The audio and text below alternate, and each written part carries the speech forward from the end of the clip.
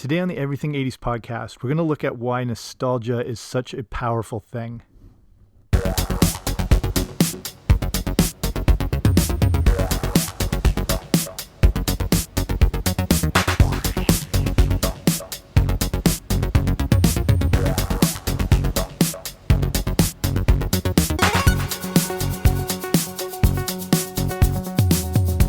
Hey there, what's happening? Welcome back to the Everything 80s podcast. I'm Jamie. Thanks for coming on out today. And this is just a bit of a different sort of topic. We're not looking at something specific, as an individual movie or TV show or toy related to the 80s, but it's about looking at the idea of nostalgia and why it's such a powerful thing and why it's actually such a powerful thing during the ongoing world global crisis.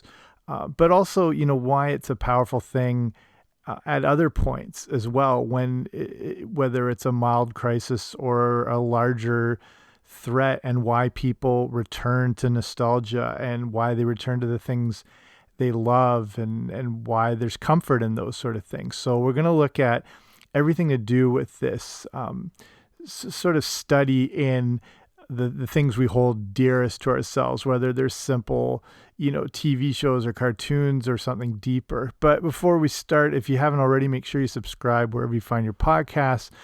I should be there. Okay. So this is all based around an article I wrote for medium.com, and I'll sort of expand off everything from that. But the way I started it is I was saying the other day I watched Back to the Future. There's not a lot going on, but I watched Back to the Future quite a bit, to be honest. I then realized I had already watched it just like 6 days beforehand. And, I hadn't even really realized that. And it was just looking at this idea that during this time of uncertainty and stress, you yourself may have found yourself returning to the same TV shows or series or movies or books or music or anything like that you always have. And there's a good reason for that, and it's because of this legitimate power of nostalgia. Nostalgia brings us comfort, and during this time of a pandemic, we need comfort more than ever. So why is it that powerful a thing, and why do you prefer it instead of taking on new things?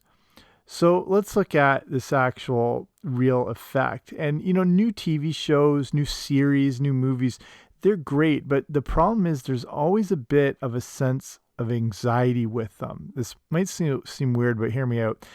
The basic thing is you're not exactly sure what's going to happen with what you're watching or taking in. It may challenge you in ways you didn't expect, and you're not sure about the emotions you'll experience when watching them. Compare that to your favorite show or movie. You know exactly what's going to happen. You'll know how it'll make you feel, and you know where everything is going. This comfort and control are what makes us return to our favorite things during times of uncertainty.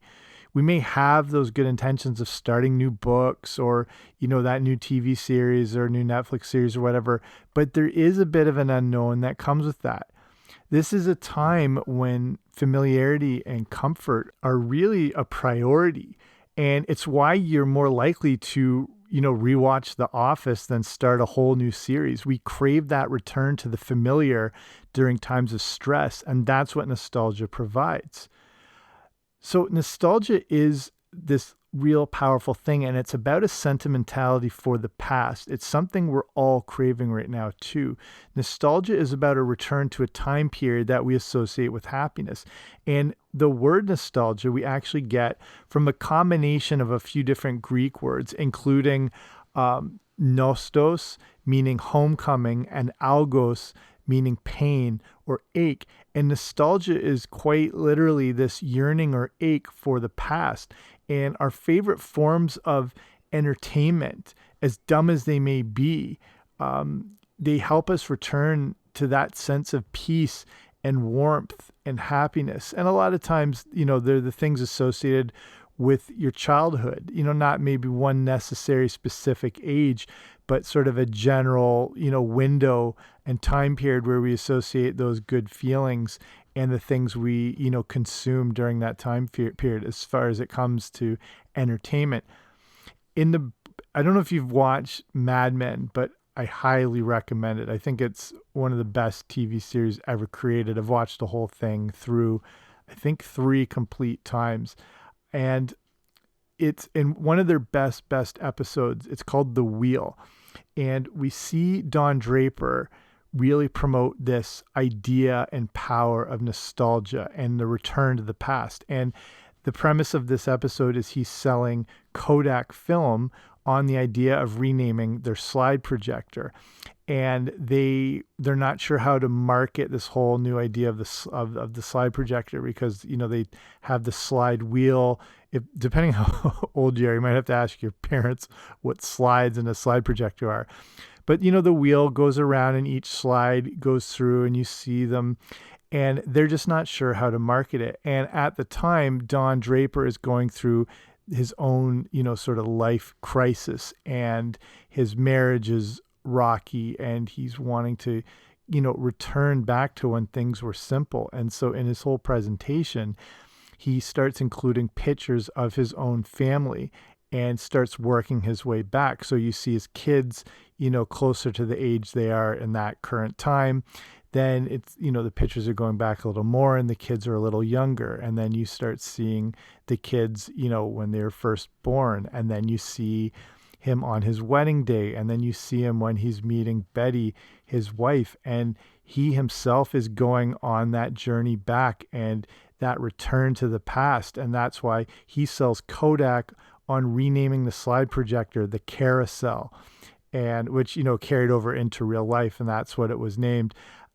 He uses his pictures, the pictures of his own past, to show nostalgia's power and our yearning to return. And that was the perfect way to sell it. And it's the same thing. He's going through this whole process too, and needing that familiarity. And that comes with those things that we hold dearest. You just look up on YouTube. If you just go to Mad Men and the Carousel or the Wheel, it's like a 3-minute clip. It's one of the best scenes in TV history, from one of the most brilliant series. So here I touched on something about the idea of, with all this extra time people have had, and you're like, oh, this was the time now I can start those new projects or hobbies or that book you were putting off. And then that hasn't been happening for a lot of people. And then you might have been wondering, should you feel bad for not have starting something new and using this time that was given to you with, whatever it was, a grand ambition, whether it was a big project or, just this little book you've been putting off, or other forms of entertainment you've had in your, Netflix queue that you're going to get around to or whatever. And you just may have found yourself not pursuing those things. And then some may have a sense of guilt for not exploring something new, but there is no reason to feel that way. Challenging yourself is always important, but this might not be the ideal time to do so, or during any period of crisis or stress. If you've been able to take on new hobbies or explore tons of brand new content and everything, that's awesome, but you're really not required to do so. There will be plenty of time for all that. Right now, especially during tumultuous times or whatever, it's more about finding stability, and we get this stability from nostalgic things. The issue is those unfamiliar things, again, they have that sense of risk to them. It's not a substantial risk, but some risk nonetheless. That new book might not be any good, or it might be very good. The main issue is there's that sense of the unknown. And again, this is not an awful thing, but maybe it's not great when you're already feeling overwhelmed by everything going on in the world. Putting yourself under pressure to take on new challenges, hobbies, films, books, projects can end up overwhelming you with even more stress and anxiety. Even if it's just a tiny bit of anxiety, a small amount of anxiety is still anxiety. Broadening your horizons is extremely important, as it leads to expanding your mind and growth and new perspectives and new insight. But there's not a lot of comfort that comes from that. This is not about being ignorant right now, but it's acknowledging there's a crisis going on. And it's more about turning to the things that give us comfort and control. And that's what you may find. It's like, personally, like I said, I've watched Back to the Future again. I've seen this movie 200 times, but I've still watched it 3 times in the last month. I've rewatched, the Indiana Jones trilogy, all the Star Wars movies. I've gone back, like even watching, depending on what you're watching on like Disney Plus or whatever, like watching old Simpsons episodes, anything that just sort of gives you that sense of just like calm, and you're like, I know what this is. This is familiar. This is comfortable. Another issue that's gone along with all this is the like exorbitant amount of content that is just bombarding us daily. And I did an episode on, it's sort of like a quarantine watch list special about, things 80s specific entertainment that is recommending during this time. If you haven't seen, if you're looking for new stuff or things you haven't seen in a while, just reminding you back about that. And it's something I touched on just like, and especially like recently with the new, is it HBO Max or HBO Go? It's like the another streaming service among like 3 different streaming services within just HBO. And then the amount of offerings as far like the standards are like Netflix and then Hulu. And then like we have Crave here in Canada, which is like our other version of HBO, and Disney Plus. And then if there's like, coming up the NBC app, or if there's YouTube Premium, and there's like 15 different streaming services, not to mention all the amount of cable, like you're drowning in content, and there's so much put out there. That's another thing that overwhelms people too. And it's, there's actual like, real statistical issues around this. When people are presented with too many options, they tend to abandon them and go for something just familiar. And they did this in a grocery store example with jars of jam. They put out in the one sampling, just 3 jars of different jam. And people were more likely to at least buy one of them. When they put another example, had a display that had 18 different jars of jam, different brands. With all those choices, the sales were down less than when it was just 3. People were more likely to walk away because they feel so overwhelmed with all the offerings, they tend to abandon it. And you might find yourself doing that too. Like if you're looking at all the stuff that's out on Netflix and all these streaming services or new documentaries or whatever. And if you've been able to watch those, like there's obviously still tons of great stuff, but you might find yourself, you're looking at all these things and you don't even know where to start, and you just go back and start rewatching The Office again. And there's a real reason you do that. It's because of that comfort and that stability that the things offer. So we're not only facing this like uncertainty of a time, we're constantly just overwhelmed with this tidal wave of things trying to vie for our attention. So again, don't feel bad that it's, if you're not choosing to take on these new things all the time. So I'll start wrapping it up here. So just like, this is just a shorter episode. I thought it was worth touching on as I had put this article together. I thought it was worth passing on here. And it's, again, just to know the power of nostalgia is a genuine thing. And it's a good idea to embrace it during times of crisis. It's why we like look back so fondly on, if you find an old box of toys from your childhood, or your like old G.I. Joes or My Little Ponies or Transformers, or your old like baseball cards, hockey cards, comic books. And it's just like you're instantly transported back there, like that whole Kodak carousel wheel on the Don Draper Mad Men example. And just also that reminder, if you've been feeling guilty about not taking on all these new things during a pandemic, don't feel that way. Don't feel guilty. The sense of obligation creates more stress during a time when we already have enough to deal with. Instead, embrace those things you love from your past. Return to those familiar movies. Whether you've watched, Indiana Jones, or you've watched Roger Rabbit, 89 times, watch it again. Like go back to those things that are comforting or if it's certain books that you've read a bunch of times. I read Ready Player One at least 2 or 3 times a year, just for that reason. It's like that sense of going back to something that is not going to change and it's going to stay the same.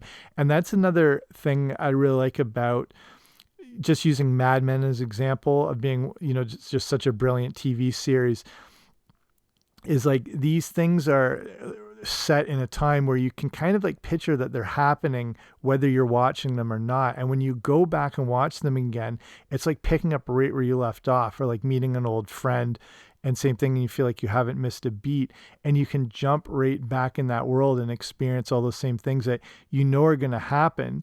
But again, you feel that little more familiarity, and you can, pick it right up where you left off and go for the journey. And since you know where it's going to go, there's just that sense of ease It's, like that idea of like sinking into a warm bath, and that's what you get. And Mad Men's just one of those great examples of this world that's seemingly going on. And then when you come back to those things that you feel familiar with, each time you return to them, you're coming back with, a new life perspective, new ideas, new insights of your own. And now you get to see it in a bit of a different light again. And if you're like watching Empire Strikes Back again, now you're coming at it from a little new perspective, and you're maybe picking up new things you never got before because, your mindset's changed from just the passage of time and growth and everything like that. Same thing with books. Any classical books, whether they're, from your youth or a little older, adolescence, whatever, even music, like you can go back to the music you loved growing up, and now you're looking at it from a new viewpoint and you appreciate it in a new way. So those things can continue to bring you joy. So, whether it's going back to Dunder Mifflin or going 88 miles per hour, you're allowed all the comfort you can get right now. And that's the true power of nostalgia. So I'll wrap it up. Hope you found this interesting, or hope you take away something from it. Something, we can obviously all use, and speaking for myself as much. But thank you for the time, taking the time to listen to this episode. I know there's so many podcasts out there, so the fact you listen to this one means quite a lot. If you haven't already, make sure you subscribe wherever you like to listen to podcasts so you automatically get them sent to you. But I will be back soon with a new episode. Don't you dare miss it.